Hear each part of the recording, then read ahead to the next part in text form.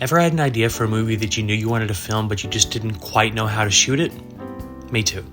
Constantly. Like, almost every single time. So let's talk about one simple trick that I learned recently that really makes the process so much simpler, and that's highlight the verbs. So I recently released this short. It's a simple film about a guy who wants to make some food, and he kind of fails doing that. And for the concept, I really just had a simple idea of a guy watching a series of videos. He gets inspired by it, decides to go and make that recipe. It fails, and then so he turns to fast food as his ultimate solution. But I didn't quite know exactly how to shoot that at the end of the day. There were so many ways that you could have taken it, so many ways I could have captured every moment. And so really what I then turned to was highlighting the verbs. I went back to my outline. I didn't script it out. I just had a very, very rough series of bullet points of pretty much everything that I just listed out. And I went back to anything that could be a verb. So in this short, it was a guy making pizza is what he was inspired by, so he decided to make a pizza. And then I thought about every single thing that was a verb, that was an action, and I highlighted it. And I knew that's exactly where I needed to place the camera. Because at the end of the day, story is really just character plus action. It's who they are plus what they do. So in this one, I knew to make a pizza, he needs to prep some pizza dough. He needs to peel some garlic. He needs to make his sauce. He needs to put it in the oven. So each one of those things is something that I can put a camera at. It's interesting.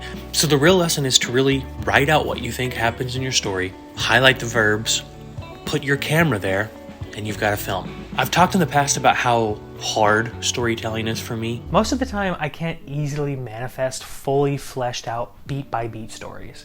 You know, I have moments, vibes, pieces, but making anything real is a fight. I feel I am constantly having to wrestle with myself to literally rip the story out of me. No matter how small the project is, it's a struggle. You know, like I said, it feels like I'm having to rip it out of me every single time. I'm feeling like I'm having to wrestle with myself until I actually know what it is I'm trying to say.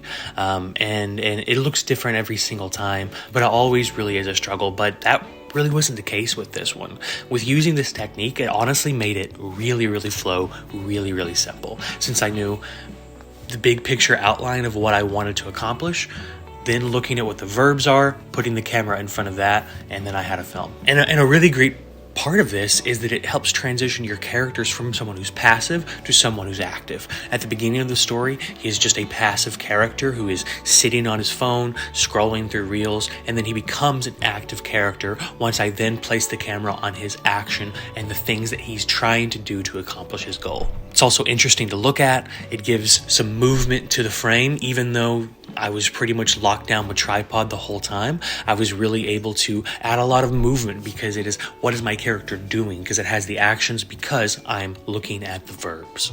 Verbs fuel the story. So simply write out the story in an outline beat, highlight the verbs, and then spend most of your time fleshing out that part of the story. Put a camera in front of those moments only, and you've got something compelling. See ya.